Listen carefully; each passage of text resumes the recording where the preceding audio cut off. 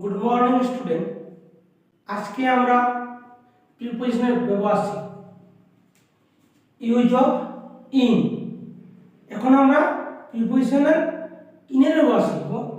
In সাধারণত inside a place, language, field, any subject, state or condition বোঝাতে preposition in বসে।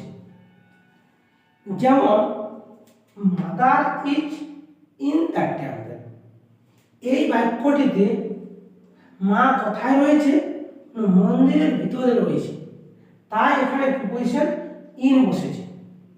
Second example, they are speaking in English. এই বাক্যটিতে তারা কোন ভাষায় কথা বলছে? না, ইংরাজিতে কথা বলছে, তাই এখানে প্রিপোজিশন ইন বসেছে। থার্ড এক্সাম্পল হচ্ছে I did my MA in education. এখানে প্রিপোজিশন ইন বসেছে, কারণ এখানে একটা বিষয় নিয়ে সে এমএ করেছে। কোন বিষয়? না, এডুকেশন। 4 নম্বর এক্সাম্পল হচ্ছে সি ইজ ইন ট্রাভেল। এই বাক্যটি দ্বারা মেয়েটির অবস্থা বোঝাচ্ছে। মেয়েটি কোন অবস্থায় রয়েছে? সি ইজ ইন ট্রাভেল, তিনি সমস্যায় রয়েছেন, কষ্টে রয়েছেন, তাই এখানে প্রিপোজিশন ইন বসেছে।